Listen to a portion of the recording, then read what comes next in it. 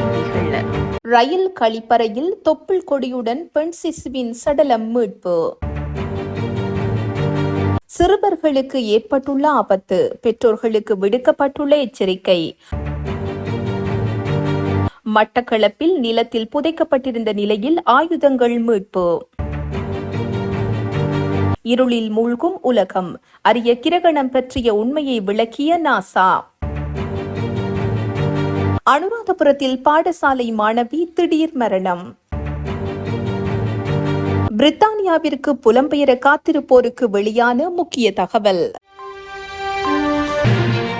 மாளிகாவத்தை ரயில் நிலையத்தில் நிறுத்தப்பட்டிருந்த 8346 எண் ரயிலின் 3ஆம் வகுப்பு பெட்டியின் கழிப்பறையில் தொப்புள் கொடியுடன் பெண் சிசுவின் சடலம் நேற்று கண்டுபிடிக்கப்பட்டுள்ளது.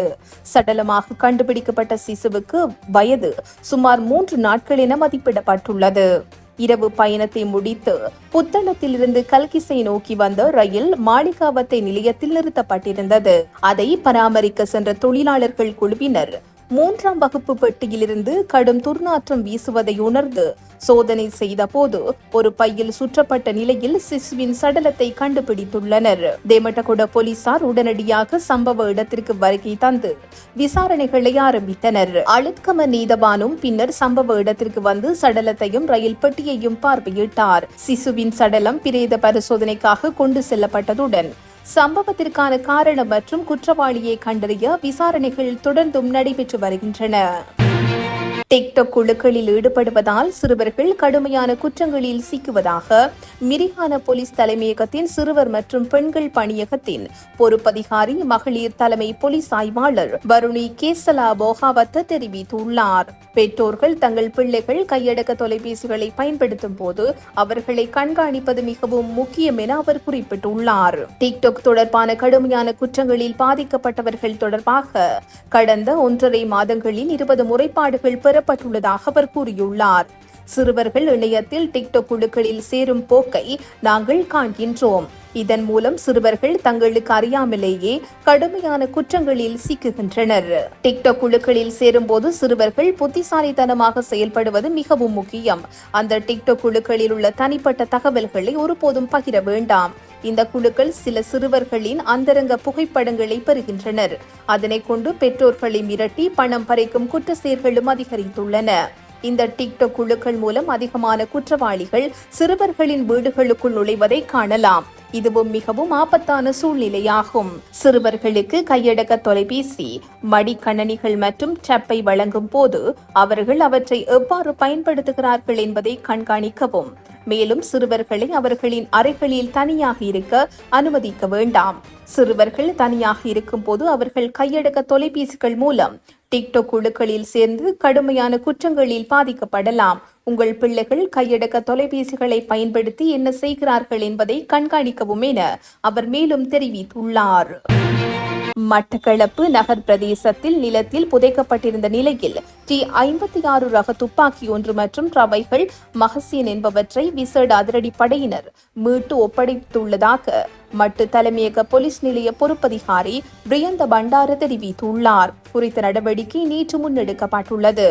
லயன்ஸ் கிளப் வீதியில் உள்ள காணியொன்றில் புதிதாக வீடு கட்டுமான பணிகள் இடம்பெற்று வருகின்ற நிலையில் சம்பவ தினமான நேற்றிரவு 10 மணியளவில் அங்கு மலசல கூடத்திற்கு குடியமைப்பதற்காக நிலத்தை தோண்டும் போது புதைத்து வைக்கப்பட்டிருந்த நிலையில் பொலித்தீன் பையில் சுற்றப்பட்ட நிலையில் துப்பாக்கி இருப்பதை கண்டு விசேட அதிரடி படையினருக்கு அறிவித்தனர்.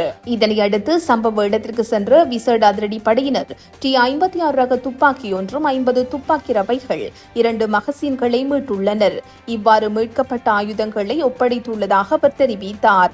இது தொடர்பான மேலதிக விசாரணைகளை மட்டு தலைமையக போலீசார் மேற்கொண்டு வருகின்றனர். சமூக வலைதளங்களில் இன்று உலகம் 6 நிமிடங்கள் முழுமையான இருளில் மூழ்கும் என பரவும் தகவல் குறித்து நாசா மறுப்பு வெளியிட்டுள்ளது. இது 100 ஆண்டுகளில் ஒருமுறை ஏற்படும் அரிய நிகழ்வாக சித்தரிக்கப்பட்டாலும் உண்மையில் இது தவறான தகவலாகும் எனவும் மக்கள் அச்சம் கொள்ள தேவையில்லை எனவும் நாசா விஞ்ஞானிகள் தெரிவித்துள்ளனர். இதற்கு பின்னணி சூரிய கிரகணமாகும். ஆனால் அடுத்த சூரிய கிரகணம் 2025ஆம் ஆண்டு செப்டம்பர் 21ஆம் தேதி நிகழ இருக்கிறது. இது மிகச்சிறிய கிரகணமாகும்.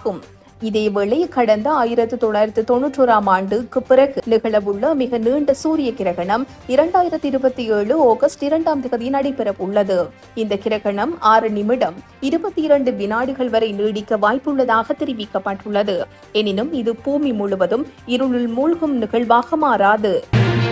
கெக்கிராவை பகுதியில் அமைந்துள்ள பாடசாலை ஒன்றில் கல்வி கற்கும் மாணவி ஒருவர் திடீர் சுகையினமுற்று வைத்தியசாலையில் அனுமதிக்கப்பட்டதன் பின்னர் உயிரிழந்துள்ளதாக கெக்கிராவை காவல்துறையினர் தெரிவித்தனர். பாடசாலை முடிந்து வீடு திரும்புவதற்காக பாடசாலை பேருந்திற்காக வீதியோரம் காத்திருந்த மாணவி திடீரென சுகையினமுற்று மயக்கமடைந்ததாக காவல்துறையினர் குறிப்பிட்டனர். இந்த நிலையில் மயக்கமடைந்த மாணவியை பாடசாலை சமூகத்தினர் இணைந்து பாடசாலை பேருந்து மூலம் கெக்கிராவை வைத்தியசாலையில் அனுமதித்துள்ளனர். வைத்தியசாலையில் அனுமதிக்கப்பட்ட பின்னர் குறித்த மாணவி உயிரிழந்ததாக காவல்துறையினர் தெரிவித்தனர். சிகிரியாவின் டல்கோட்டில் வசிக்கும் தரம் 6 கல்வி கற்கும் 11 வயதுடைய மாணவியை இவ்வாறு உயிரிழந்துள்ளார். மாணவியின் மரணம் குறித்து உடலில் தடயவியல் வைத்திய பரிசோதனை நடத்த திட்டமிடப்பட்டுள்ளதாக தெரிவிக்கப்பட்டுள்ளமை குறிப்பிடத்தக்கது. பிரித்தானியா அந்த நாட்டின் குடியேற்ற சட்டங்களில் பாரிய மாற்றங்களை கொண்டு வந்துள்ளது.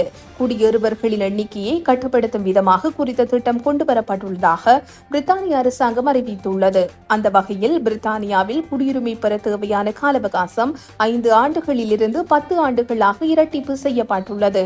அத்துடன் பிரித்தானியாவில் குடியேற ஆங்கில மொழி தகமை மேலும் கடுமையாக்கப்பட்டுள்ளதாக தெரிவிக்கப்பட்டுள்ளது. இதேவேளை இந்த மாற்றங்கள் குடியுரிமையை பெற விரும்பும் வெளிநாட்டு குடிமக்களுக்கு சவாலாக மாறலாம் என சமூக ஆர்வலர்கள் தெரிவிக்கின்றனர்.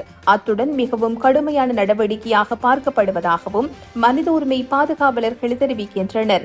இந்த சட்டங்கள் விரைவில் நாடாளுமன்றத்தில் நிறைவேற்றப்பட்டு நடைமுறைக்கு வரும் எனவும் எதிர்பார்க்கப்படுகின்றமை குறிப்பிடத்தக்கது. இத்துடன் இன்றைய பிரதான செய்திகள் நிறைவு பெறுகின்றன. உச்சி மீது வானிடிந்து வீழுகின்ற போதிலும்